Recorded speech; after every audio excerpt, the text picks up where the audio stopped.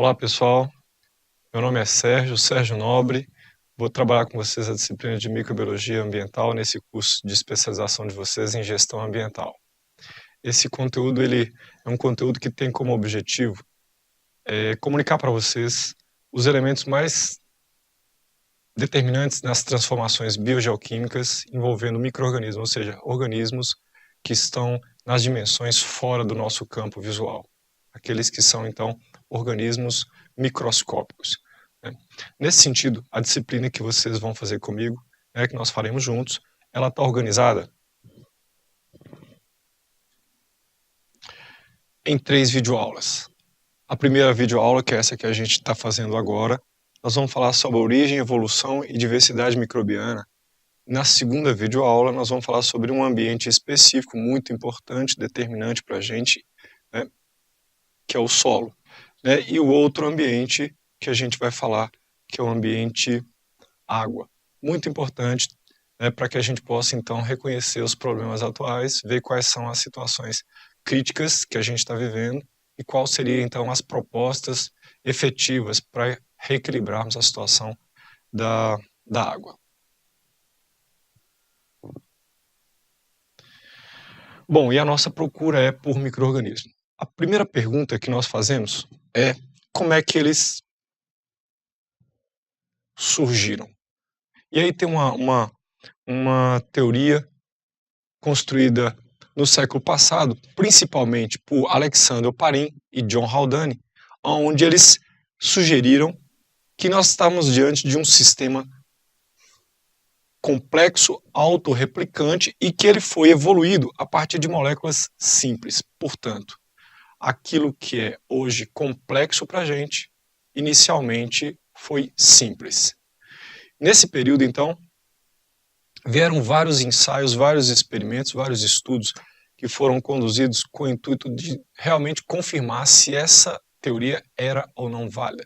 Uma delas ficou muito conhecida, não sei se vocês tiveram a oportunidade de conhecer, mas no material bibliográfico que vocês vão acessar tem, eu não coloquei aqui nessa aula para vocês, mas é o experimento de Urey, onde eles fizeram uma simulação com uma atmosfera gasosa, possivelmente a que estava presente no planeta há 4 bilhões de anos atrás, nessa atmosfera simulada então em vasos de vidro, em vasilhames de vidro, ocorria então descargas elétricas em função de uma alta instabilidade energética, e aí metano, enxofre, dióxido de carbono, essas moléculas mais vapor de água, essas moléculas então contribuíam para a formação de pequenas estruturas químicas um pouco mais complexas que decantavam no fundo do recipiente que eles construíram, que era aminoácidos. Esses aminoácidos, quando eles se aproximavam um dos outros, eles faziam uma ligação muito rápida,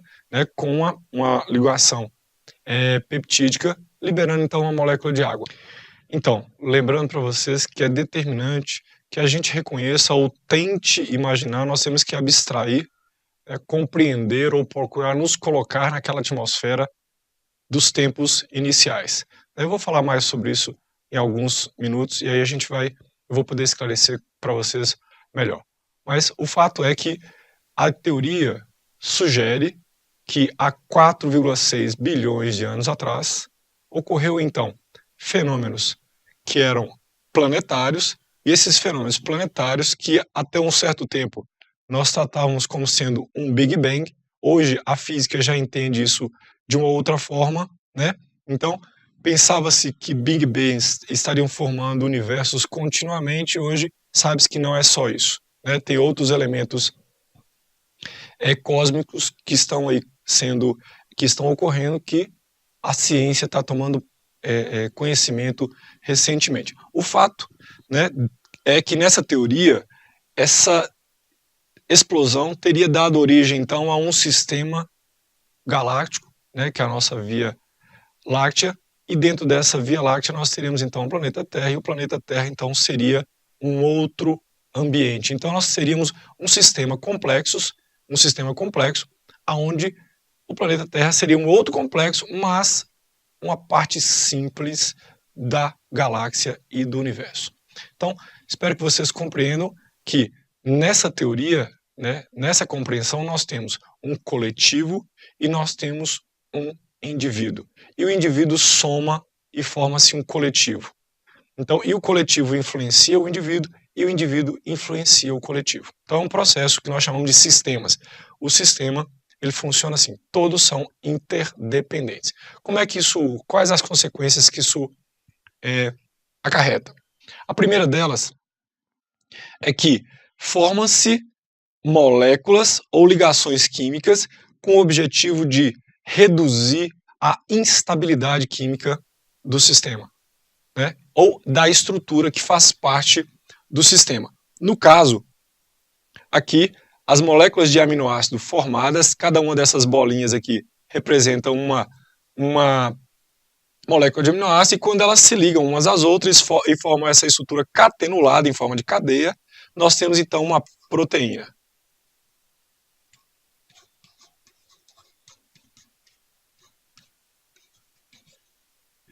Né? Então, essa proteína, né? Então essa estrutura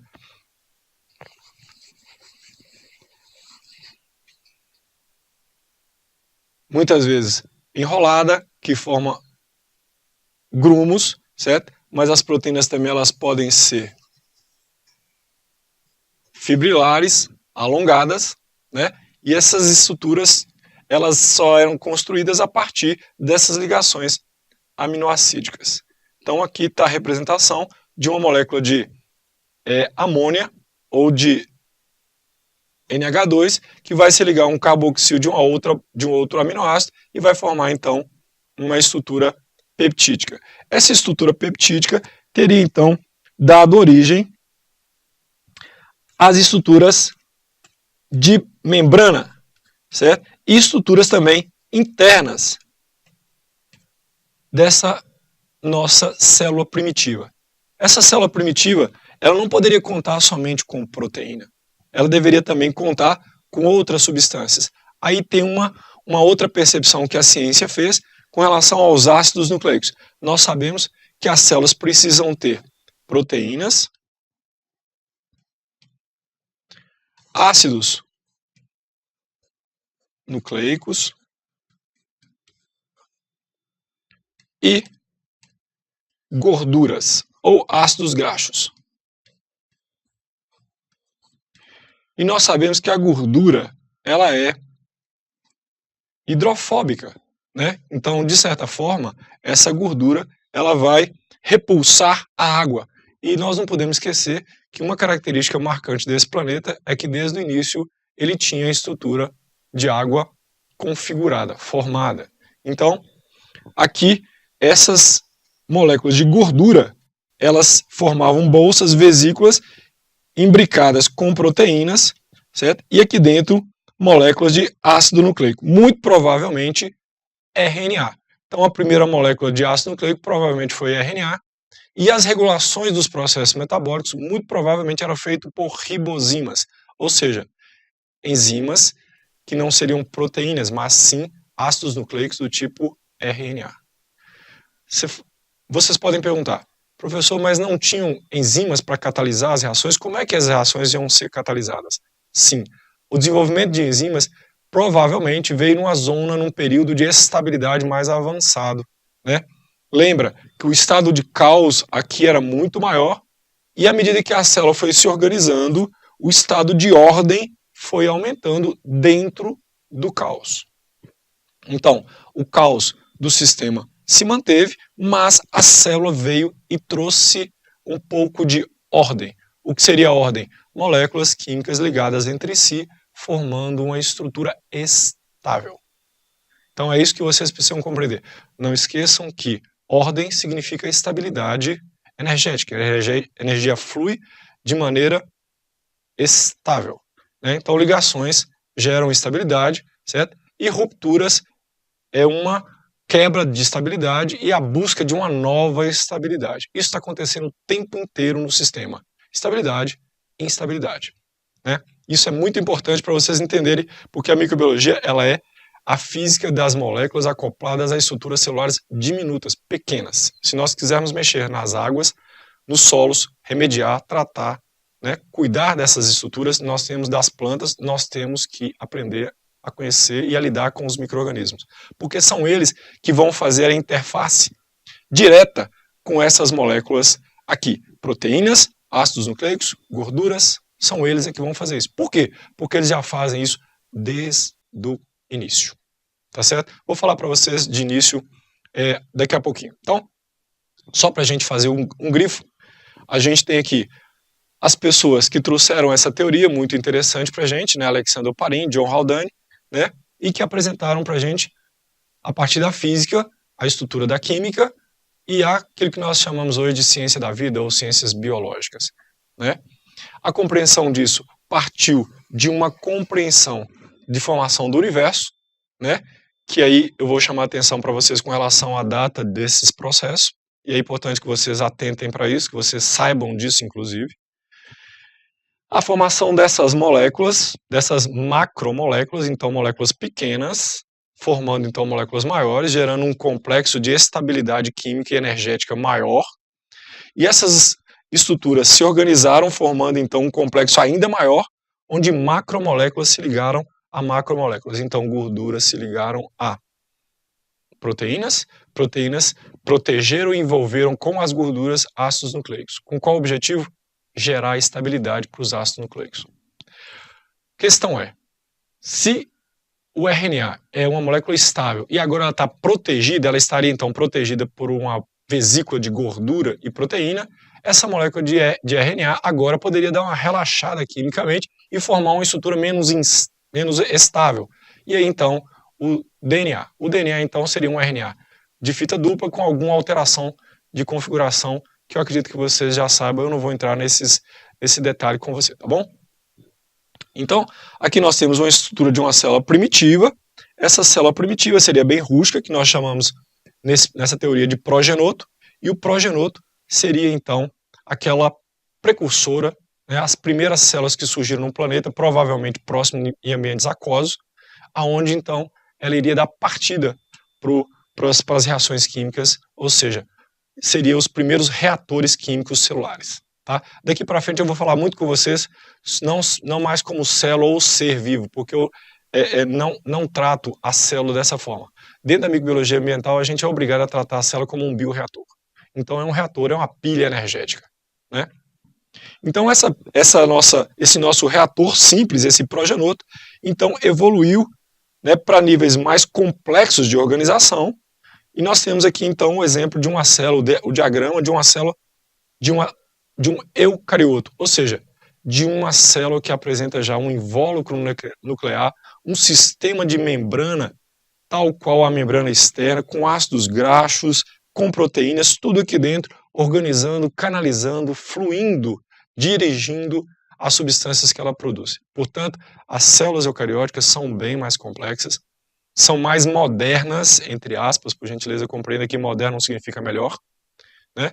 Então são mais contemporâneas, são mais modernas, menos primitivas do que aquelas primeiras células que eram procarióticas, ou seja, não apresentavam estrutura nuclear ou invólucro nuclear, que nós chamamos de carioteca, que nada mais é do que uma membrana. Essa estrutura membranosa só veio surgir depois, e formou-se então uma estrutura nuclear, aqui dentro complexo de Golgi, retículo endoplasmático liso e rugoso, e etc. Que eu vou falar para vocês um pouquinho mais adiante. Tudo bem? Espero que vocês estejam entendendo até aqui.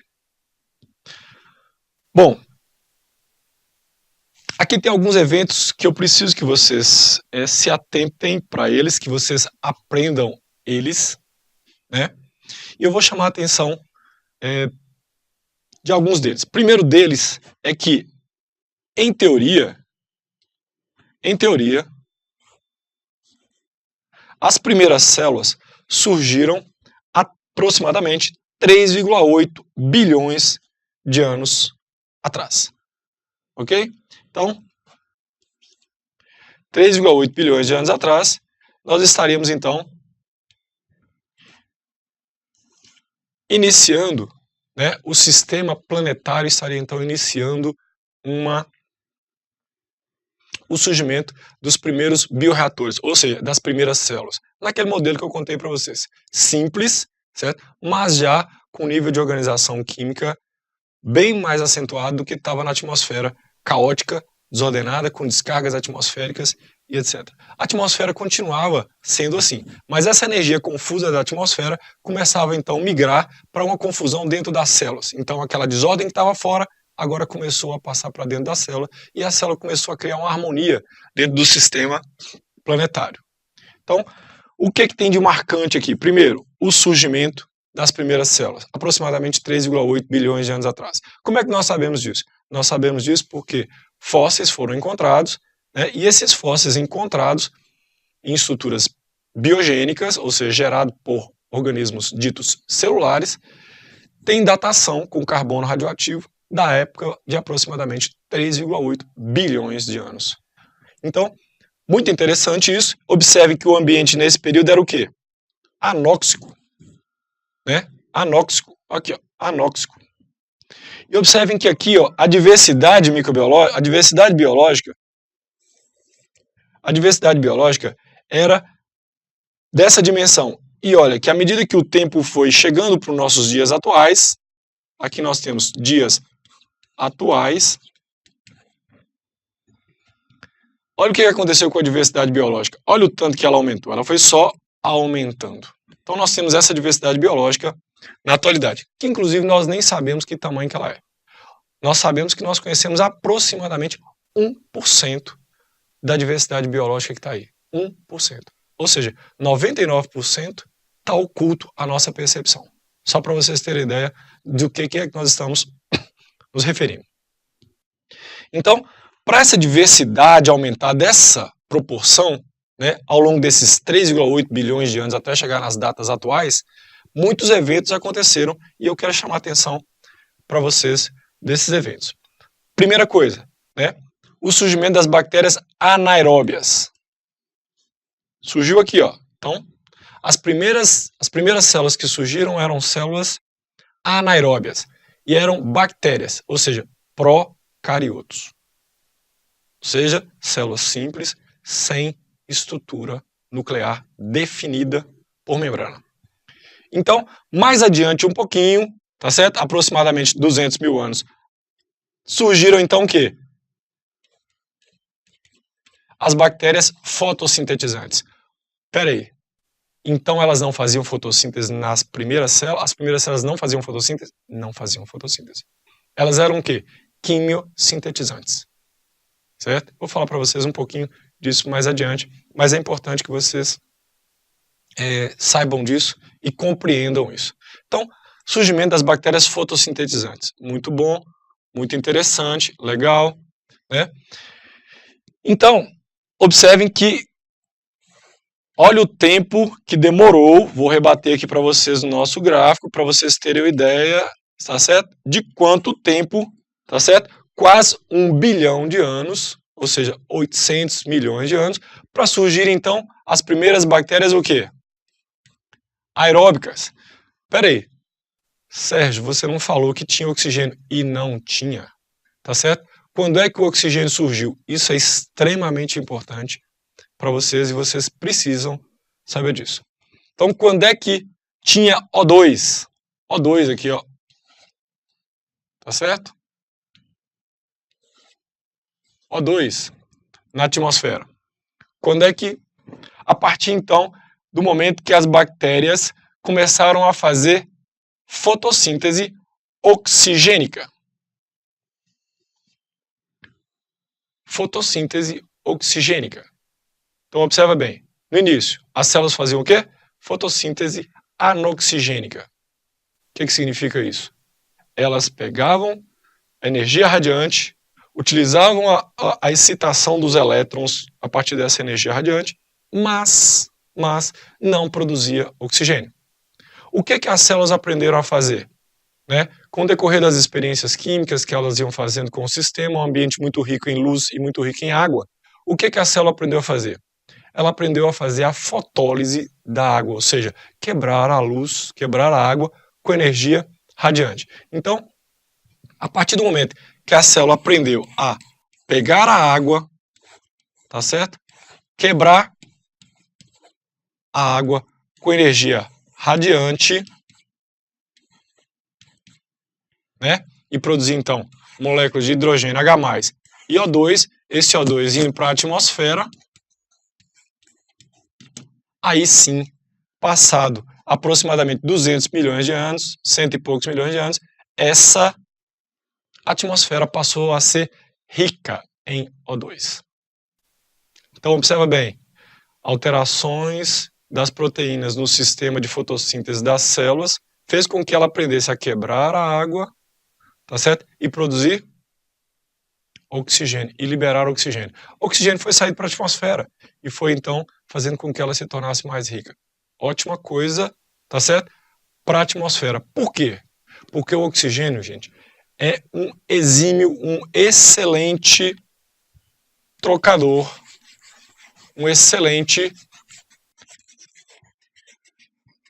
trocador de elétrons. Então, ele tem muita disposição em ceder e receber elétrons. Ou seja, ele é um ótimo, hoje nós usamos o termo oxidante, porque vem de oxigênio. Mas no passado, antes do oxigênio, não era o agente oxidante preferido no sistema, né? Provavelmente o ferro, né? Provavelmente o enxofre. Outros agentes químicos eram os grandes oxidantes, ou seja, os grandes elementos químicos que trocavam elétrons no sistema. Depois da atmosfera tornar-se rica em oxigênio, aí sim o oxigênio passou a ser o grande, o melhor, o mais eficiente trocador. E daí então a ciência chamou esse processo de oxidação. Então, oxidar e reduzir, perder elétrons e ganhar elétrons. Quem se tornou o grande ator disso no sistema? O bendito oxigênio.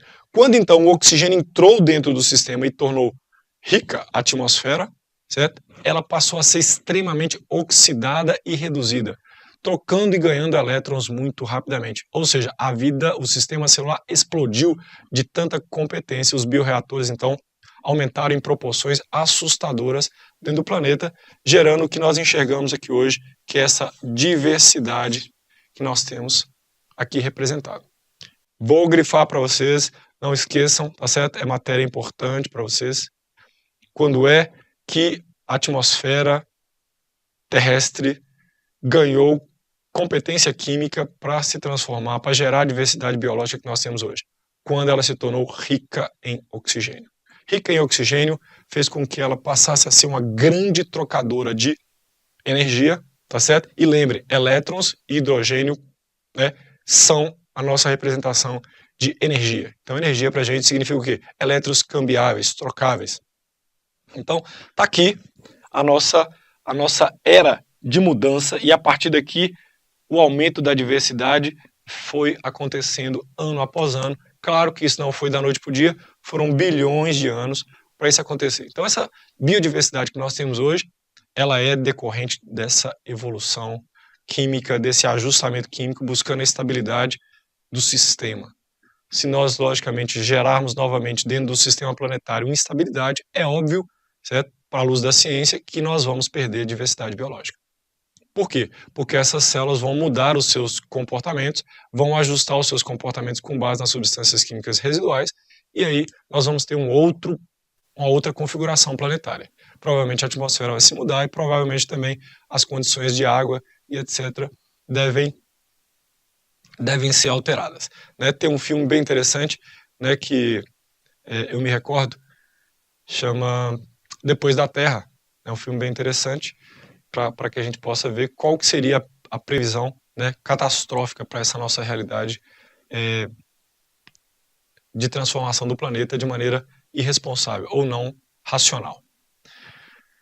Vamos então recordar, tá certo? Vamos então recordar aqui que o surgimento das células aconteceram em 3,8 bilhões de anos atrás.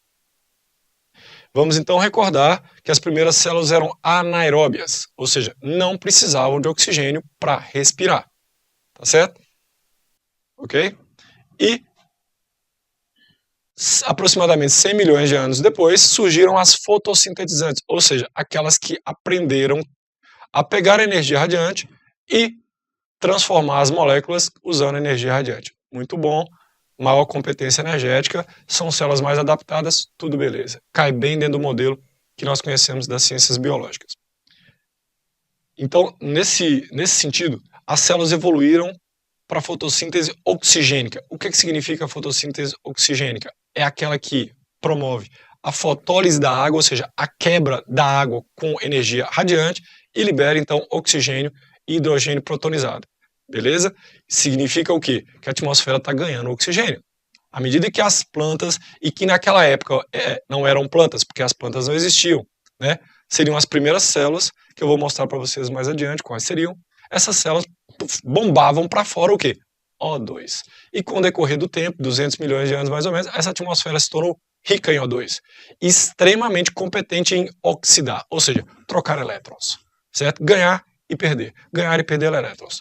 Então a atmosfera o ambiente tornou-se muito dinâmico quimicamente, né? Então os processos passaram, o caos que estava fora, nas descargas elétricas, naquela confusão toda, agora começou a ser tratado nas reações químicas dentro das estruturas celulares. E observe o que é interessante, como é que o sistema ele é muito inteligente, muito bem ordenado e muito bem estabilizado.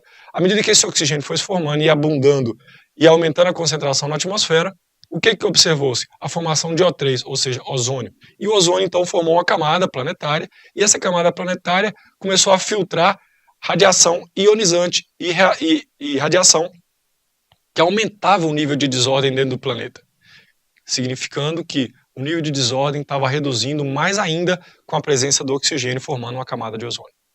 Então, tudo isso foram os eventos, são esses os eventos que eu gostaria de chamar a atenção para vocês, e vocês devem saber, porque senão vocês não vão conseguir lidar com o microcosmos, o micro-organismo fazendo coisas pequenas, em dimensões pequenas, mas com respostas gigantescas, tá?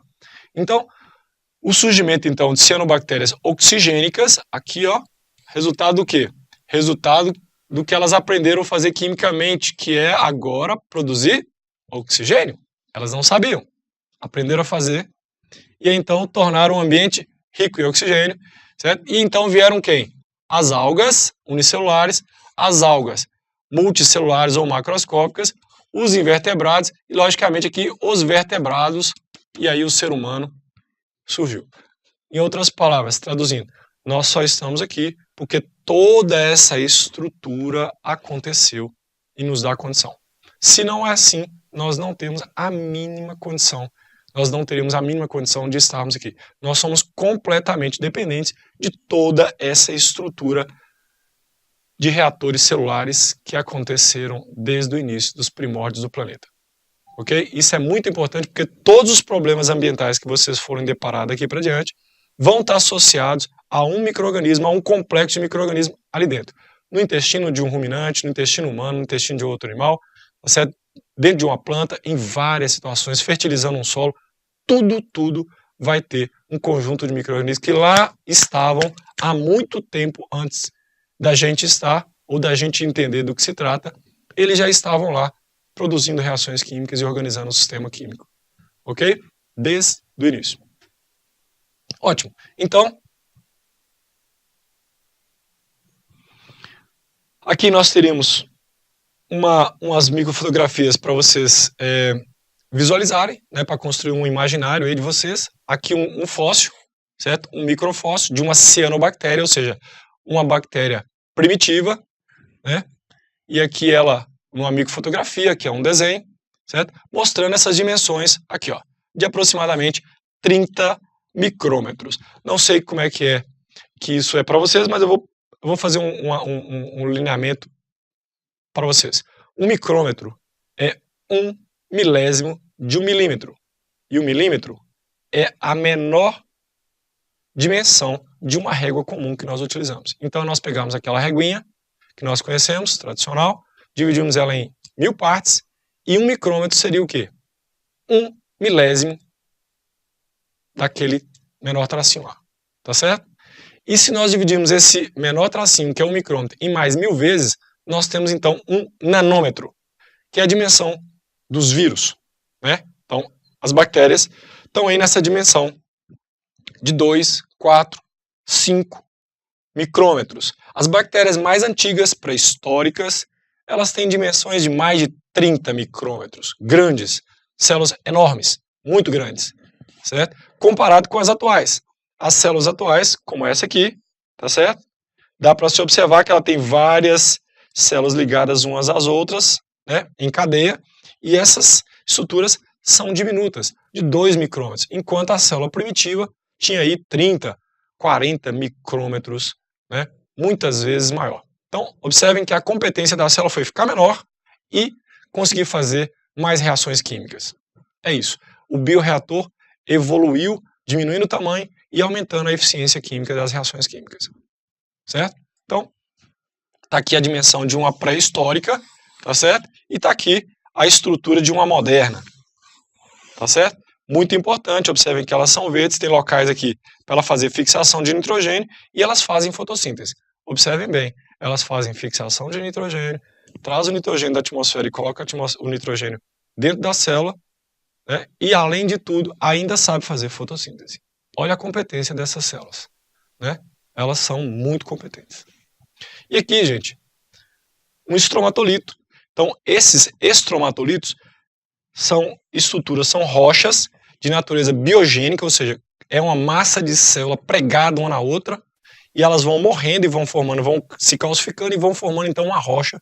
Vocês estão vendo aqui, ó, a lâmina de água do oceano, tá certo? E aqui a parte submersa do estromatolito e a parte imersa. Muitas vezes nós enxergamos isso no oceano e a gente não se dá conta de que é um estromatolito. E que aquilo ali não é uma rocha de natureza mineral, é uma rocha de natureza biológica. Tá? Então são células que estão aqui prensadas e foram prensadas durante milhares e milhares, milhões de anos formando essa estrutura. Muito cara para a natureza, inclusive. Então, essas células aqui, ó, gente, foram encontradas dentro disso aqui. Muito interessante, né? Mostrando que o sistema primitivo ele já vinha formando estruturas celulares e que essas estruturas celulares ficavam formando aglomerados, agregados. Hoje nós temos tecidos que são aglomerados, são tecidos, resultante desse aprendizado biológico. Então as células aprenderam a formar essas estruturas e depois então vieram aprendendo a formar órgãos, né? Tecido, órgãos e depois então macro-organismos. Essa é a teoria da evolução que melhor se aceita na ciência atualmente. Então nós temos aí do simples ao complexo. E observem, e o fato de nós termos o complexo bem grande, certo? Não tira o valor do pequeno, porque é o pequenininho que está construindo o grande. Isso é muito importante, né, para vocês terem ideia da importância do significado do termo humildade. Então são pequenos, mas extremamente importantes dentro da ordem e estabilidade do sistema. Se tirar, eles perdem-se a estabilidade. Porque eles são os primeiros agentes a terem contato, certo? A terem contato com a substância química ao redor. Se tem substância química ao redor, pode ter certeza que tem uma célula microbiana chegando lá e dando o primeiro contato, a primeira ação é uma célula microbiana que está lá agindo sobre aquela substância. Importantíssimo.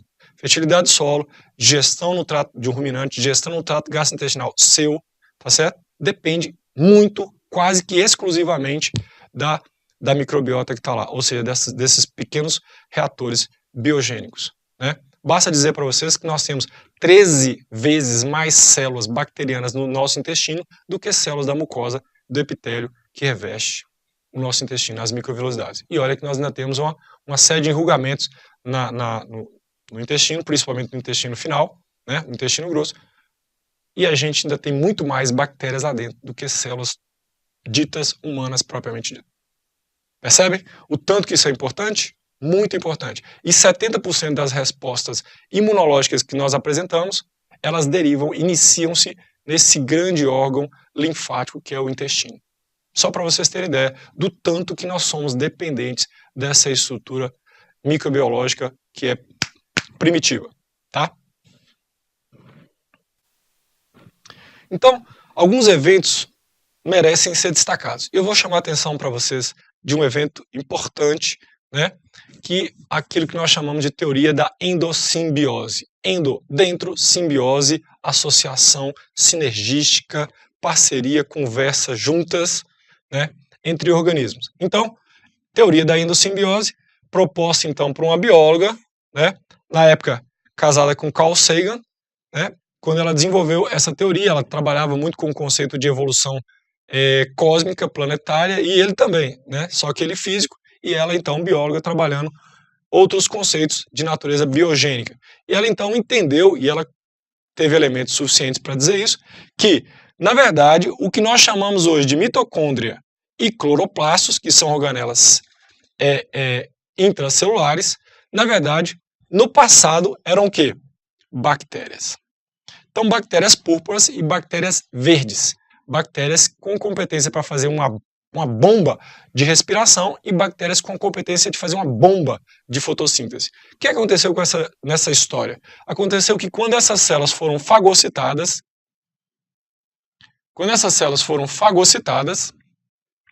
para o interior de células maiores, essas células passaram a ter uma capacidade de biossíntese de energia muito maior. Imagina só, dentro de você tem células que produzem energia, então o seu nível de energia aumenta, certo? Você está perdendo células, o que acontece com o seu nível de energia? Cai.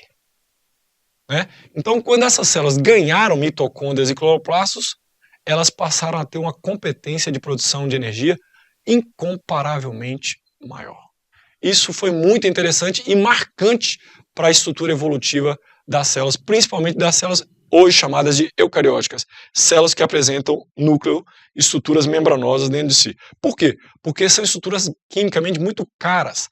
Como é que ela iria fazer tudo isso com baixa produção energética? Ela precisaria de algo mais. Esse algo mais seria então cloroplastos e mitocôndrias.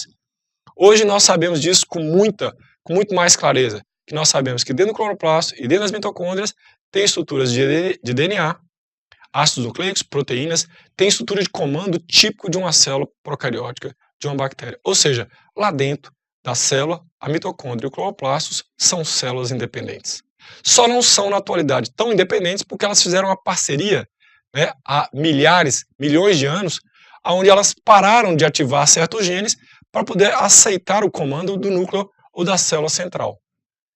Né? Então ela desabilitou alguns genes, mas ela continua habilitando e provocando síntese de proteínas e algumas coisas, algumas substâncias que ela precisa, que a mitocôndria precisa, que o cloroplasto precisa. Então seria uma célula dentro de outra célula. Teoria da endossimbiose, então, é o quê? Aquela que fomenta, ou que faz acreditar, né, que define que as mitocôndrias e os cloroplastos são, na verdade, ou foram no passado o quê? Bactérias, estruturas procarióticas que foram endocitadas, ou seja, trazidas para o interior de célula maior e depois então ajustada, né, e tornou-se então uma relação mutualística de interdependência. Muito interessante, funciona muito bem, tem várias provas hoje, quase que incontestas, inegáveis, de que realmente essa teoria ela é verídica. Né? Fato que aconteceu um evento importante na história evolutiva das células nesse planeta. Ok?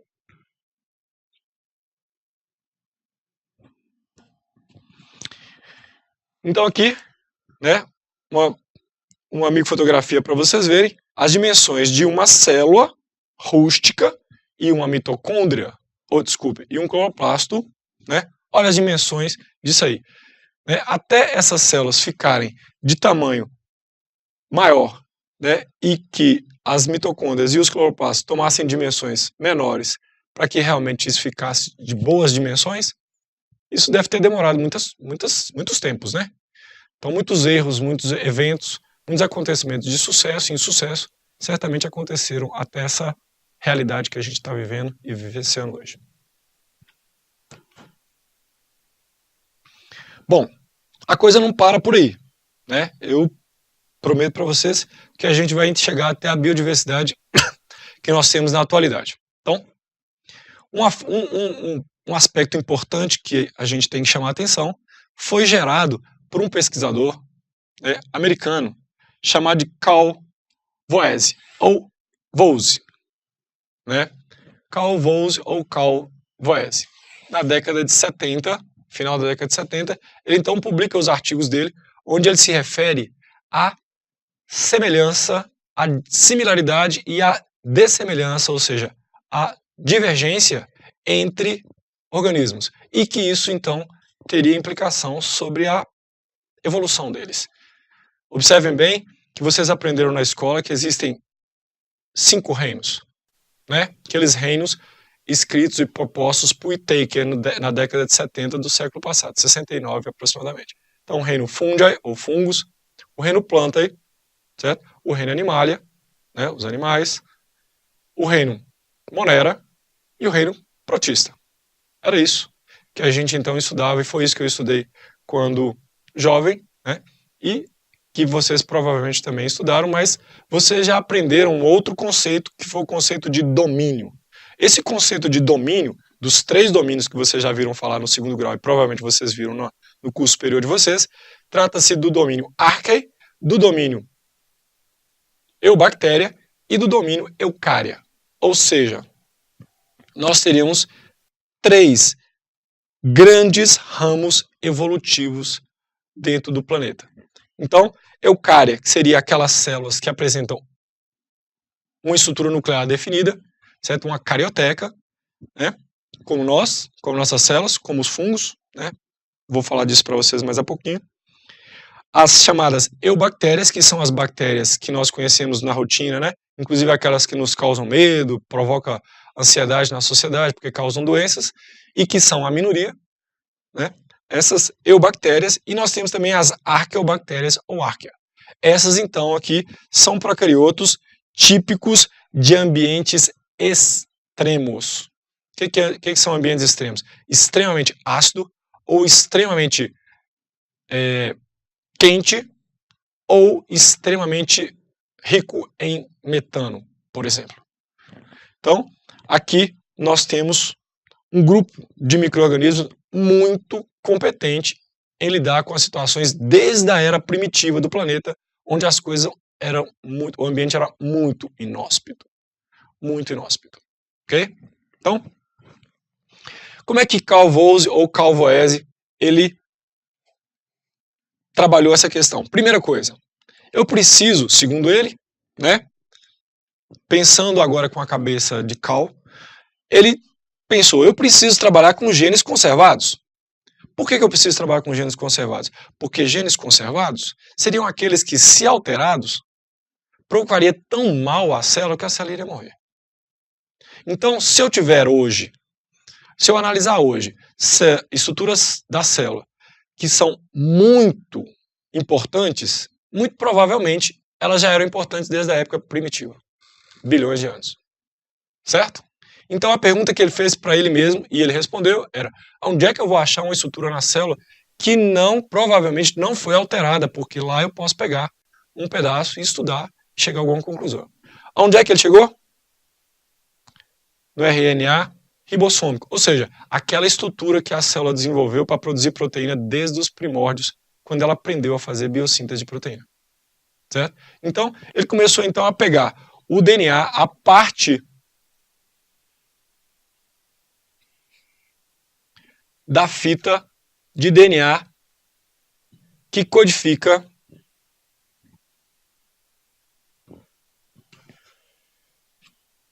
a parte da fita de DNA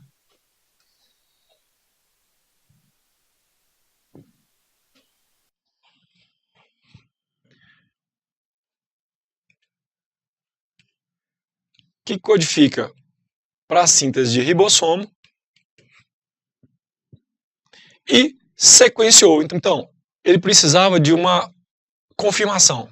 Ele voltou, então, para dentro da célula e começou a extrair, dentro do DNA, aquela sequência que codificava para a expressão do RNA ribossomal. Por que RNA ribossomal? Porque, sabidamente, se aquilo foi alterado ao longo do processo evolutivo, a célula teria morrido. Certo? Então, aquilo seria o mais conservado do que ele poderia imaginar dentro de uma célula.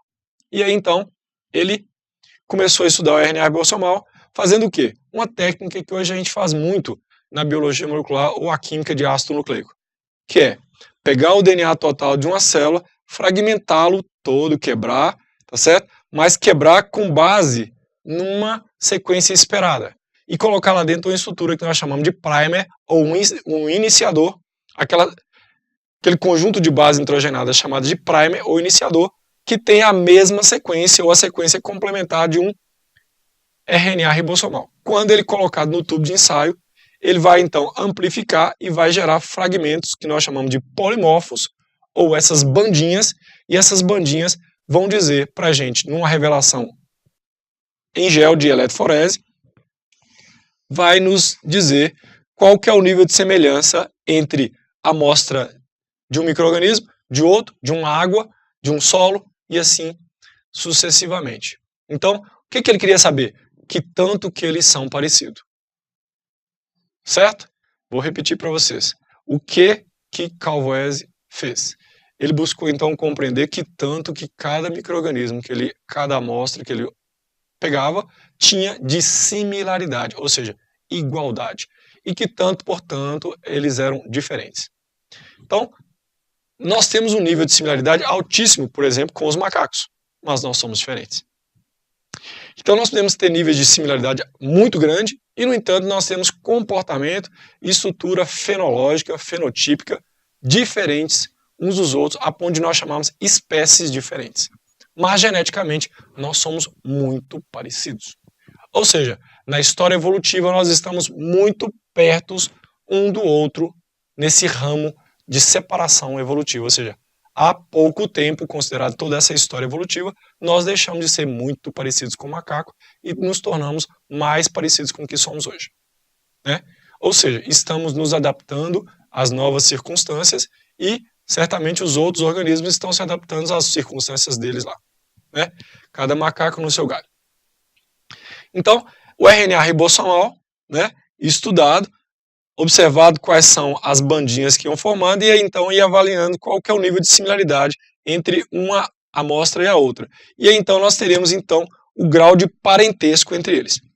Esse grau de parentesco será utilizado então para se formar um dendrograma, uma árvore filogenética, e nós vamos saber qual que é a distância genética entre esses organismos, de tal forma a saber que tempo atrás, quantos milhões de anos atrás, provavelmente eles se separaram e começaram a ser vistos ou tomando atitude distintas uns dos outros, o que nós chamamos de especiação. Especiar, então, é gerar uma forma especial, uma forma que é diferente da outra. Mesmo sabendo que todos nós somos parentais, todos nós somos semelhantes e temos a mesma raiz, né, que foi a base final da teoria dele. Ou seja, todos os organismos que estão aqui nesse planeta vieram de uma estrutura de um ancestral comum. Ou seja, somos todos parentes, meio-irmãos. Muito, pouco, menos, né, mais, mas somos todos dependentes uns dos outros. E certamente, e aí agora acho que vocês já entenderam, que o carbono que nós utilizamos hoje é o carbono que nós temos há 4 bilhões de anos atrás. Né? Então não temos nada que nos queixar do planeta, nós temos muito que agradecer, né, e que nos dá a graça, né, de poder estar participando dessa construção até a atualidade. Bom, o estudo então dessa similaridade na sequência de bases nitrogenadas ajudou então a compreender o nível de parentesco entre eles, entre todos eles. E então a definição de 3 domínios, como eu me referi para vocês, e que vocês já aprenderam isso no 2º grau, muito provavelmente. Ok?